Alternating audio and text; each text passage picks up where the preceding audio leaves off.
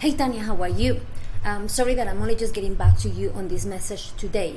So I'm gonna be writing this to you here. Yes, please have the shake, because it might be the time that you are having your shake.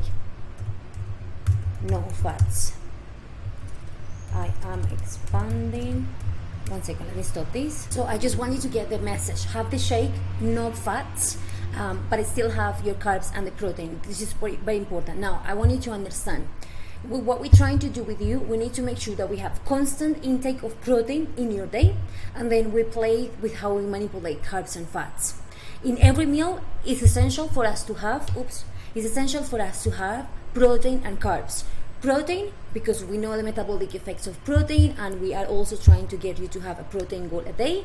And in order to best assess muscle protein synthesis, or in order to get the best out of muscle protein synthesis, we need to make sure that the protein gets fed to your body throughout the day. Unfortunately, the body does not have the capacity to store protein the same way that it has the capacity to store carbohydrates in a way of glycogen, which gets stored on your muscles and on your liver, and then eventually, if you get too many carbs, it will get transferred into fat if you eat in too many calories, and then the fats, the body also has the power to store the fats. So from the three macronutrients, the only macronutrient that the body does not have the power to store anywhere else, besides when you feed yourself and your body uses it to repair muscle tissue and to do everything that it does with protein, is the protein. And that's the reason why we need to split the protein throughout the day. Also, to help you with insulin resistance and to help you with reduce your cortisol levels, every time that I am introducing carbs into your diet, I want them to be paired with a protein. So like this will reduce the impact that it has on the insulin, because although the insulin will spike with the carbs, it also spikes with the protein, but then because of how hard it is for the body to break down more protein, the impact of the insulin gets reduced in the process of breaking down protein and carbs. And then with fats, I play around, as you have seen, outside training time, because they are equally essential. However, when you go eating in a restaurant, or when I know I'm going to be eating in a restaurant, very likely the meals are going to be high in fats and carbs. Carbs coming in the shape of sauces, and like sauces like tomato, ketchup, all of that, and fats coming in the preparation of the things. And also the plates will be highly in fat, just to give more taste. So what I do is I make sure that if I'm going to be saving any calories on my day when I go to restaurants, these calories are mainly going to be coming from protein.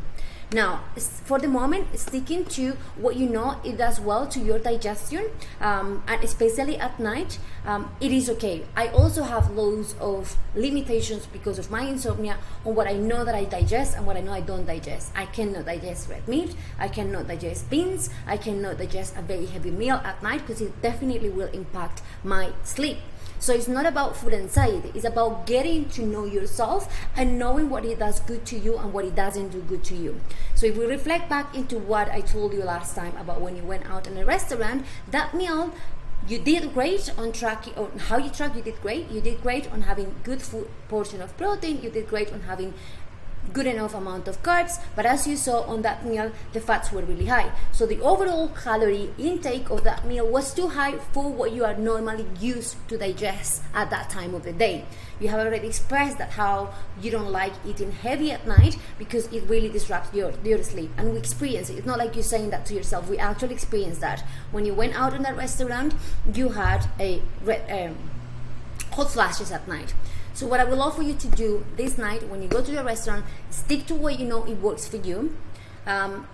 Give priority to your protein portions, your fiber, your carbs, because I still have you on good carb allowance at night, and try the most you can to limit fats. But because the fats will be already on the meals, on the way they prepare the meals, I normally add an extra, like 1 serving of olive oil when I track my meals, so I am accountable for that extra fats that I don't know that they use on the cooking.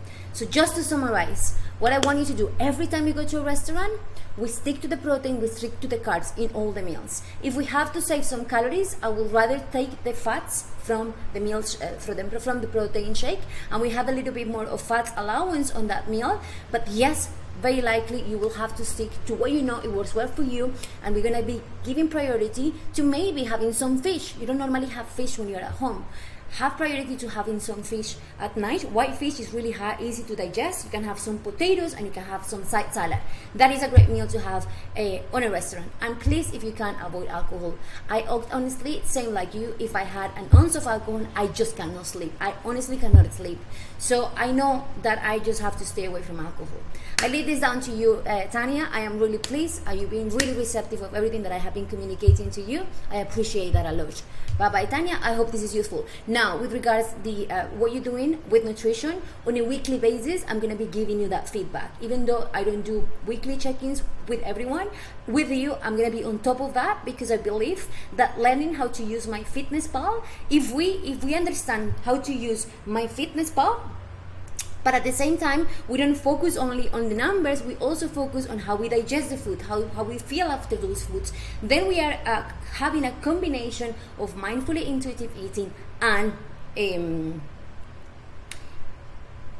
the number side, which is not just being blind on the numbers, also not just being blind on mindfully eating, because then you have no idea of the numbers. It's the combination of both that will give us success with your story. And I guarantee you, I really appreciate the work that you have been doing on MyFitnessPal. Bye-bye, Tanya.